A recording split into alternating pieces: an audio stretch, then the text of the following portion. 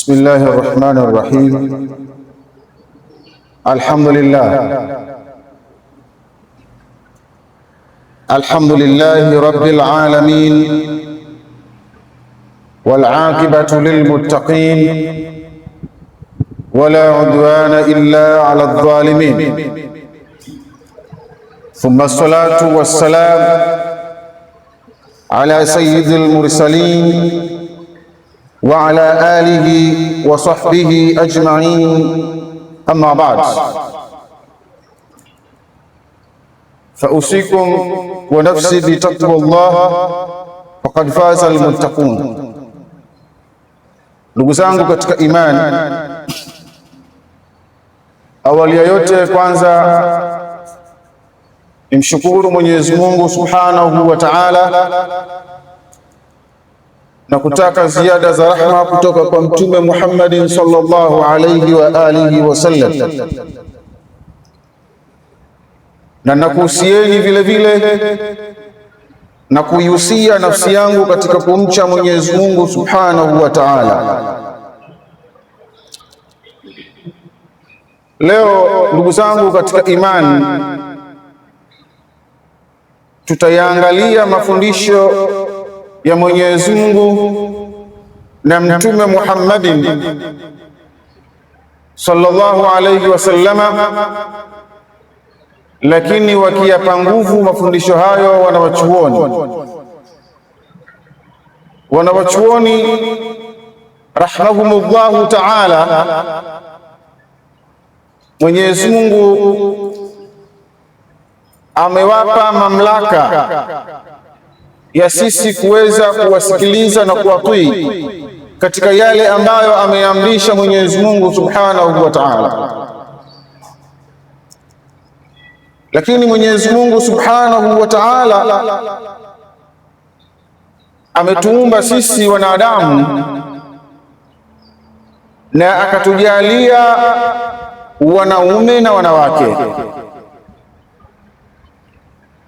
Katika aya nyingi zilizokuja katika Qur'ani zimewataja wanaume na wanawake kwa upamoja, kwa sababu hawa wote lengo lao ni kuabudu, lakini kutokana na maumbile yao Allah Subhanahu wa Ta'ala akaweza kuwapa baadhi yao masharti au akaweza kuwapa mifumo ya ibada tofauti na wanaume au tofauti na wengine. Kwa maana kama ni mwanamke amepewa mifumo ya ibada tofauti na mwanamume, au kama ni mwanamume amepewa mifumo ya ibada tofauti na mwanamke. Na Mwenyezi Mungu Subhanahu wa Ta'ala hili amelizungumza katika sura ambayo ilieleza masala ya wanawake, Suratun Nisa, na vile vile katika sura nyingine Allah Subhanahu wa Ta'ala akaweka masharti na sheria ya vipi mwanamke anatakiwa aishi na vipi mwanamume anatakiwa aishi. Sasa leo ndugu zangu katika imani, nikaona si vyema nikaja na kitu kinachoitwa hijab, ambayo aya hii ya hijabu inapatikana katika Qur'an. Hijabu ni nini? Hijabu ni stara ambayo itamfanya hiyo hijabu mwanamke wa Kiislamu aweze kuishi vile anavyotaka Mwenyezi Mungu, ili asiweze kuonekana baadhi ya maeneo katika mwili wake, na aweze kumtumikia Mwenyezi Mungu katika ibada akiwa katika stara hiyo. Sasa hiyo stara ni ipi ambayo tunahitaji kuwa ni hiyo hijab? Lakini hijabu tunayoizungumza hapa, ndugu zangu katika imani, siyo hii hijabu ambayo sisi tunawaambia watoto wetu, vaa hijabu yako shule mathalan, vaa hijabu wewe, usivae hivi, utakuwa mwanamke uvae hijabu. Hiyo ndiyo ambayo sisi tunaijua, lakini mpaka hijabu kukamilika, wanawachuoni wameipa sharti 8, masharti 8 katika hadithi ya Bwana Mtume Muhammad. Kwa nini naleta hotuba hii? Hiyo hijabu, wasimamizi wa hizo hijabu ni sisi humu ndani, kwa sababu Mtume sallallahu alaihi wasallam anasema, kullukum ra'in wa kullukum mas'ulun an ra'iyatihi, kila mtu katika nyinyi ni mchunga na kila mmoja miongoni mwenu ataulizwa kwa kile alichokichunga. Sasa sisi tuna mabinti zetu wakubwa majumbani mwetu, tuna wake zetu tunaishi nao kama alivyoamrisha Mwenyezi Mungu, tuna madada zetu tunaishi nao, tuna watu aina mbalimbali, tuna wafanya kazi. Ala asafi shadid, juu ya masikitiko makubwa, unaweza ukamkuta mtu hapo ndani ya nyumba anasisitiza kuvaliwa hijabu hiyo wanayoiona kwamba inafaa kwa watoto wake tu, lakini mama akitoka havai vile ambavyo inapaswa. Mfanyakazi ndio ameachiwa. Kwa wale wenye wafanyakazi, kama ni shangazi yako yuko ndani pale, unaogopa kumweleza. Sasa hii kullukum ra'in wa kullukum mas'ulun an ra'iyatihi, hii ni amu kwa wanaume, lakini ikiwa imemgusa mwanamume ni amu kwa kile anachokisimamia. Kwa maana wewe nyumbani kwako, kama yupo mama yako mzazi, ni lazima umueleze masala ya stara ilivyo, aweze kuvaa hijabu. Kwa mantiki hiyo basi, wanawachuoni, ili hiyo hijabu iwe imekamilika kwamba mtoto wa Kiislamu anatakiwa awe hivi, wakaipa masharti 8. Allah akitujalia kuyakamilisha hayo masharti 8 ili tuyajue tukayafanyie kazi, itakuwa ni taufiki ya Allah. Lakini tusipoyakamilisha, basi insha Allah tutatafuta namna nyingine yoyote watu waweze kuyafahamu na wayafanyie kazi.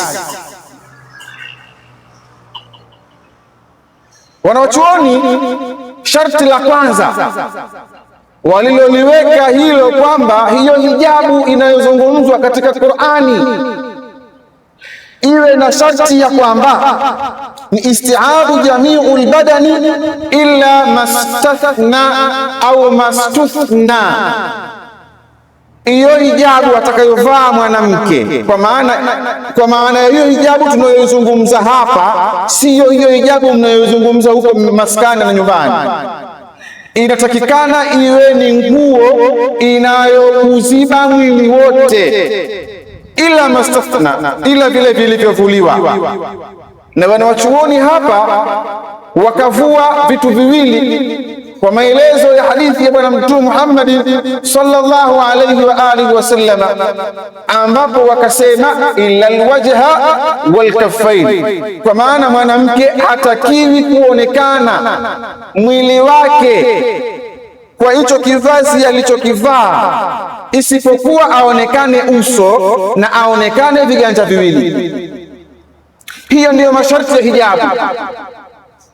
Lakini hapa katika uso na viganja viwili, baadhi ya wanawachuoni pia wameikhtalifiana, lakini wengi wao wakaenda kwamba hiyo, wanawachuoni waliposema kwamba ajifunike mpaka uso wake na viganja viwili, hii haina nguvu. Yenye nguvu ni kwamba hivyo viganja viwili na uso hivi havitakiwi kufunikwa, lakini ikitokea mwanamke huyo akijifunika ni mustahabu, yapendeza zaidi kuliko akajiacha hivi hivi. Kwa hiyo tunapoona kwamba familia zetu zipo ndani zinahitaji kutoka, kwa sababu zipo hijabu mpaka za ndani ya nyumba, baba na watoto wake, mabinti zake, baba na mama yake, hijabu zao zinatakiwa ziwe vipi? Lakini hizi tunazitoa kwa wale ambao watakuwa sasa wanatoka. Mtu anatoka kwenda katika mazingira tofauti tofauti, huyu ndio anatakiwa akidhi vigezo vya haya masharti ya hijab. Ni lazima mwili wake wote usionekane illa alwajha walkafain, na vikionekana, kama ikiwa havikuonekana ni mustahabu. Na ndio maana wengine wanaziba na kufazi na soksi, wengine wanavaa ninja na wanavaa miwani ambazo zinakuwa hazionyeshi macho yao, ila ni mustahabu. Lakini kisheria ilikuwa inatosha kwamba uso uko wazi na mikono, viganja vya mikono viko wazi. Ndugu zangu katika imani, nikiwa nimelimaliza hili sharti la kwanza, lau nitachukua nafasi ya kusummarize, yani ya kuelezea, nitachukua muda mrefu sana. Kwa hiyo tuchukue tu vile vipengele maalumu ambavyo hivi ndiyo muhimu katika hotuba yetu. Sharti la pili, ndugu zangu Waislamu, alla yakuna zinata fi nafsiha, yani isiwe hiyo nguo iliyovaliwa, hiyo hijabu. Manake hapa hijabu kwa maana ya nguo inayoziba mwili mzima, isiwe kwamba ni sehemu katika maringo yake, yani akivaa anatokelezea. Akivaa fi nafsiha, ni kipambo katika mwili wake, kwamba ase nimependeza. Na wewe unamwambia mkeo, mke wangu umependeza, mwanangu umependeza, shangazi leo mashallah vizuri kabisa. Kisiwe ni kipambo cha yeye mwenyewe, anakiona kwamba yuko vizuri, anajiona. Kikiwa kina sifa hiyo kwake, akipo katika masharti ya hijabu, hata kama kimesitiri mwili mzima. Nataka tuelewane. Kwa hiyo wewe muangalie tu waifu anavyovaa, alafu anavyokaa kwenye kioo dakika 10-15 na udi unavyofukizwa, alafu huyu anatoka. Kisheria ya dini ya Kiislamu, kwa taratibu walizoziweka wanawachuoni, hii ni zinatan min nafsiha, haifai kwake kuvaa katika hijabu kama hii. Hiyo wanawachuoni wameitoa katika hijabu, hata kama ilikuwa imesitiri mwili mzima. Sharti la tatu, an yakuna swaqiqan la yashifu, hiyo nguo inatakiwa hijabu. Maana tukizungumza hijabu ya kinyumbani, ile inayotoka kichwani mpaka hapa kwenye maeneo ya tumboni, labda mpaka kwenye sehemu ya kifuani, hiyo ndio tunaita hijabu. Lakini tunapozungumza hijabu kihapa kisheria, ni nguo inayositiri mwili mzima. Sasa ni nguo iwe nzito kiasi ambacho hatuwezi tukaona baadhi ya sehemu katika mwili wake ndani. Nini maana? Kwa maana leo watoto wetu, wake zetu, wafanyakazi wetu wanavaa nguo, lakini ile nguo lau anakaa sehemu yenye mwanga, yenye giza, yeye kikaa sehemu yenye mwanga, kama nitakuwa nimepatia, basi ile nguo inaonyesha mpaka vilivyo ndani yake.